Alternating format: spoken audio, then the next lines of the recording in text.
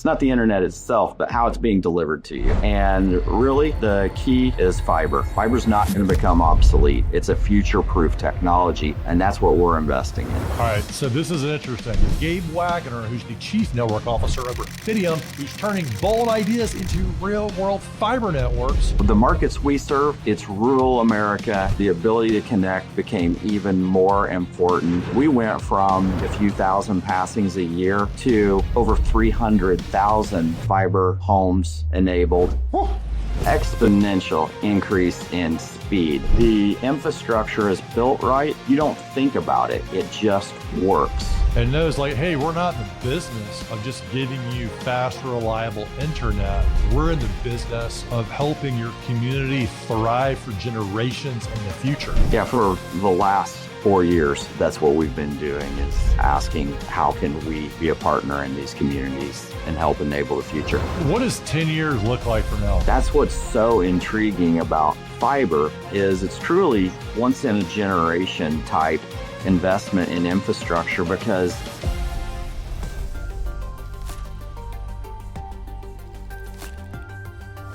your internet may be fast today, but is it built to last and stand up to the demands of tomorrow? Right now, you're going to hear directly from Gabe Waggoner, who's the Chief Network Officer over at Fidium, who's turning bold ideas into real-world fiber networks built to power the future. This is Breakthrough Leaders. I'm Ben Fanning. Let's dive in. Gabe, welcome. So happy to have you today. Hey, Ben, thanks. Great to be here with you today. So what is the hidden risk in our internet future? Yeah, I think the risk, the question is, how are you getting your internet? It's not the internet itself, but how it's being delivered to you. And really, the key is fiber. Customers need fiber.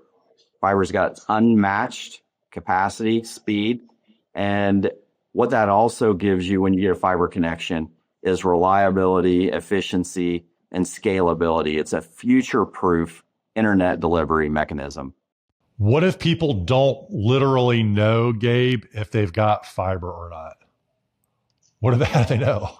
One of the first indicators is probably a experience that's not great. And that means, do you have slow speed issues? Do you have connectivity issues? Do you have reliability issues? What fiber does, that's a game changer. And it eliminates those speed issues. It makes it incredibly reliable and resilient. And so it's fiber first, and that's an entire game changer for the internet experience. Yeah, people really should be asking them this question, because it's so funny. Like, oh, they're having a problem with their internet. They have the reliability.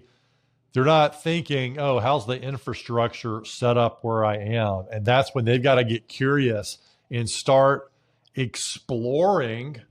What's the first thing people notice when they get fiber installed typically? Like if you go from, let's say, copper world to fiber world, what's the first thing you're going to notice?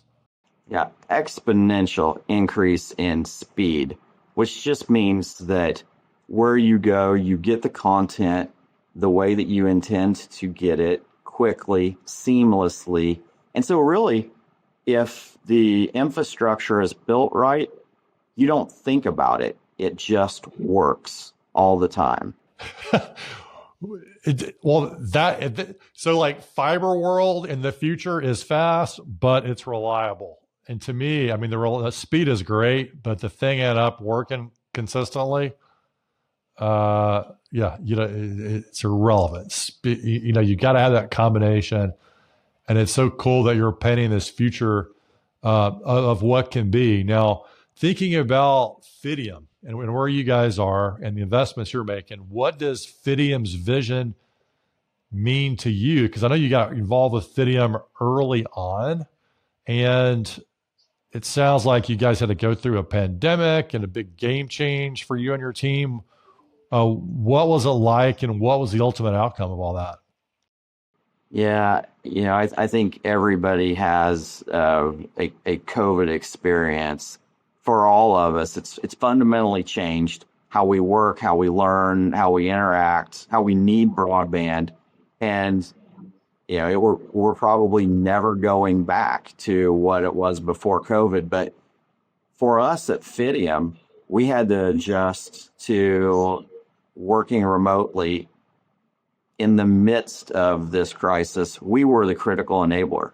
And so not only did we focus on business continuity and how to help our employees and help the communities, we also had to massively increase our build production in the midst of supply chain interruptions and labor interruptions. It was, a crazy time, and we had to adapt and improvise and really apply a lot of tenacity and commitment in order to pivot and provide a product that was important before, but all of a sudden became really fundamental. Yeah, what was that like leading the charge? Because not only are you having a big disruption for you and your team, but you've got to supply America with a whole different level of capacity that did not exist before. A little bit of pressure?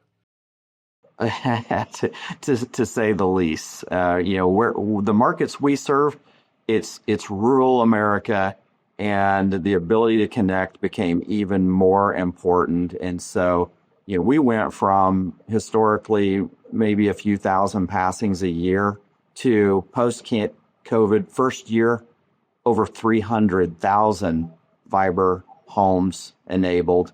And, we just really rallied to the cause, an incredible team effort to really change the dynamic for the communities that we serve. What were you saying to your team during those long days to keep them motivated? I think the team could see that we were really affecting the lives of these communities. I mean, the way that people learn, the way that people work, the way that even healthcare and the ability to have telehealth in remote parts of the U.S., just a really gratifying endeavor to help enable these communities. Man, I'm glad you mentioned that because it really accelerated so many things that people can do from these more remote communities. I grew up in one in the Southeast, and we didn't have access to all this stuff at the time. But man, like telehealth being huge, right? People that could not literally get to their appointments during COVID. I mean, think about it. They have to drive hours to a physician. They have to stay paid to stay in a hotel, and all that was even upended during COVID.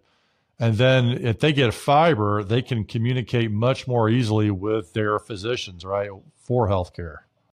Video streaming to be able to talk to your physician, your children, trying to continue with their healthcare, and for so many Americans, the ability to continue to work. And for these small communities, can they retain or attract small businesses to help their economies? And fiber is just a great enabler for this. And we're so privileged to be part of this with a great technology, great product, great team. Yeah, it makes a big difference when you're working with a partner who sees the bigger picture and knows, like, hey, we're not in the business of just giving you fast, reliable internet. We're in the business of helping your community thrive for generations in the future. And when you get these fiber lines in your community, it makes so much more possible. I know you're a fan of collaboration. You guys aren't just doing deals, right, and collaborating with individuals who are having fiber run to their home, right? You're thinking about the infrastructure. You're thinking, bringing much bigger picture elements to communities. What's been one of your favorite collaborations with a community or organization so far, Gabe, and what's been the impact? Yeah, so the technology that historically we provided, the copper networks that we supported, these were networks that have been in place for 100 years. In many cases, actual cables were over 50 years old. And so, we had small towns, a number of towns up in rural New England, as an example. And, these communities, wireless doesn't work very well. because of mountainous terrain. And so the copper connection was what they had. And we actually partnered with multiple small communities that were really struggling. And in these partnerships, we brought in fiber, which again changes the economic and social characteristics for these towns. But not only was it enabling the technology, it's the collaboration with leaders and citizens. These, yeah, you mentioned it, massive infrastructure projects that we're doing, major construction. This could have been disruptive chapters, blocking traffic, creating problems with property owners. Instead, our approach was really, hey, we're a partner with you in the community. We're going to set out a plan and talk to the town about exactly how we're going to build this. And it became something to celebrate instead of something for citizens to navigate. Oh man, and end up in the paper for the wrong kind of article. Exactly. Like, I can't believe how disruptive this is to our community. The kids can't get to school on time. People are late to work. And you guys are like, no. We don't roll that way. Exactly. Rather than, working with city council to say, why can't I get to the grocery store on time or affecting my business? Just a couple of weeks ago that we had a Gig Town event, over 100 local citizens from this really small town there to hear about the Fidium partnership. Just really, really rewarding work for everybody, gratifying. All right. So this is interesting. A Gig Town event, 100 people from the local community. You guys don't know who's going to show up. What kind of comments do you remember? Is there like a memorable moment from one of these? You don't have to identify the community if you don't want to, but wait, is there a memorable moment? No, just people so excited to see that level of investment, really unprecedented investment in these small communities. Just happy that we're coming to town and that we're going to provide them access in so many different ways. So what's your message to community leaders? Let's say they're watching right now and they're like, well, my community, they got copper. I don't know what we could really do around here to improve that situation. How should they think about it? I'd say we are so open to collaborating with communities. And so I'd say, hey, come join Team Fidium. Let us help you up your game. Nice. Yeah, if you're an elected official, this is a no-brainer. Absolutely. You want your constituents showing up, casting a vote, and saying, "Yeah, they helped with the internet, fiber broadband structure out here." Yeah, that's a win. Yeah, for the last 4 years, really, that's what we've been doing is asking how can we be a partner in these communities and help enable the future. What does 10 years look like from now? And I want to paint a picture for the listeners because this is an evergreen interview. Like 10 years, people could be watching this. We're at the advent of AI, and the drain or the traffic that fiber is going to have to support it's already, I assume, accelerated significantly in the last 2 years, but it's about to get even exponentially more. One is like, how are you thinking about this as a leader and preparing your network, but also speak to the people like these community leaders and organizational leaders. What do they need to be thinking about to prepare their community for what's coming? Yeah, great question. There's this insatiable demand for more data, whether entertainment, you're streaming movies, AI, it obviously will continue to change our lives, requires tremendous amounts of data to process even simple requests. And that's what's so intriguing about fiber is it's truly a once in a generation type investment in infrastructure because fiber possesses the scalability. It is truly future proof.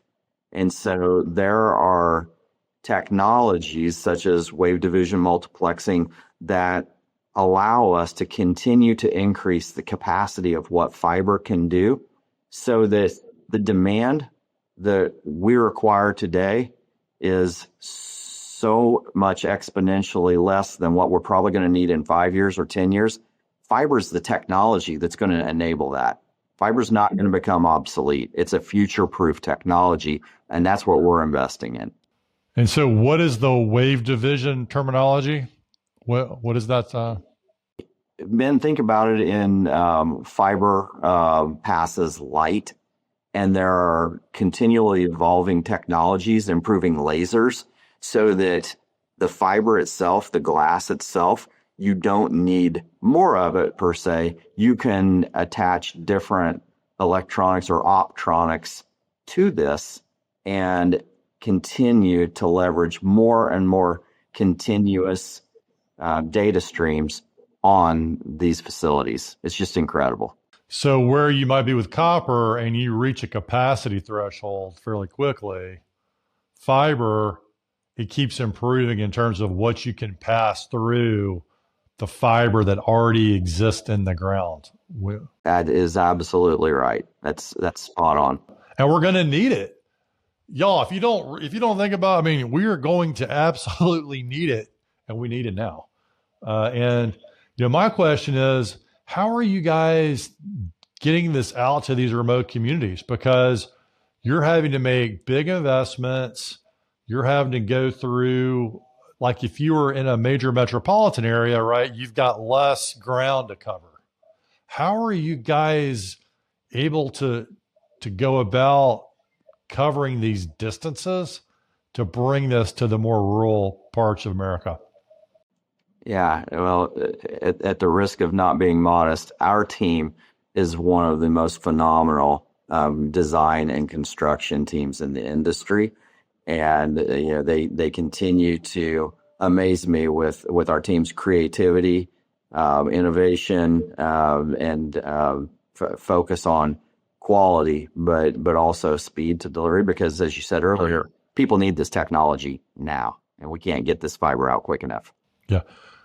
So I'm a leader listening right now, or even from a personal standpoint. What should I do to kickstart this conversation with Fidium? Like, do I just call Gabe? Or Gabe, your dance car might be full with meetings and other things. Do they call your team? Go to your website? What's the best way to kick off the network conversation? Best way to kick it off is go to our website. We have a great site that actually lets you know by individual address, do we have capabilities in that area? But also, we have a business development team that's always looking for opportunities to expand both in the footprints that we're in, and also, we'll explore other areas that we can continue to push our fiber deeper into rural America. Very cool. Why have you dedicated so much of your career to fiber? Like, you could have done anything, right? Why fiber? Why are you so into this? Yeah, it's because it's not an easy undertaking, right? I think for me, I have been in this industry almost 30 years now, and never have I seen this level of technology, access to capital, and demand. And so, this is truly a pivotal moment. And what we're doing is getting the opportunity to take network of the highest quality and bring it out there so customers can have a great experience that they can trust. And I get to work with a team that builds that foundation for trust. And so it's just an incredibly rewarding opportunity. Cool. It sounds like it. Yeah, it's I think about railroads, I think about interstates, I think about these things that sometimes may not get all the glitz and glam. But I'll tell you what, you go one day, like if America has to go one day without a railroad, or the internet or the interstates blocked or not working, everyone knows. Yeah. I think that's the right context in which to frame this kind of fiber revolution. This is a pivotal moment, technology innovation period, and it's really changing our nation. That's cool. Well, you guys like to say this term fiber up. This is like a mantra that's going. It's like fiber up. What does fiber up mean to you, and how are you using it, like with your team, with your network, with communities? Like, how does this term fiber up come up? Yeah, fiber up, man. Fiber is superior, and so like join Team Fidium. Let us help you up your game. That's how I view fiber up. Oh, that's cool, man. Well, this has been a super fun one, Gabe. And a couple of things come to me. It's just a reminder to people how we need to be considering the infrastructure that is driving America progress. And it's so easy to forget about it, right? Or just accept the status quo. But there is another level, fiber, and there are leaders out there that are willing to work with you. It's not like the old days, per se, like where the railroad, right? The railroad makes all the decisions where everything's going to go. And here it comes, really, you guys are so collaborative in how you're taking this approach. And it's important for individuals and leaders, I think, to engage with you, to really, I guess, create the pull for this in their communities and really make some magic for future generations of legacy, in sort of like a legacy capacity. That's what I'm taking away. But what's how do you want to send our listeners off today? Yeah, I think that if we do it right and we provide fiber to these communities and customers, they won't have to think about it again because it just works. It provides incredible capabilities. But with that, I think everybody should demand fiber so they don't have to think about it and it just works. Yeah, really, really good. All right, everybody, you know what to go do. I think to me, one of the things is kickstart the conversation. What do leaders do in their families and their communities? They start new conversations. And if you're not hearing this conversation at the dinner table, if you're not hearing it in your communities, you can be that leader to kick it off. Gabe, thank you so much for coming on Breakthrough Leadership today, my friend. Nice work. Thanks, Ben. It was great. All right. Bye-bye.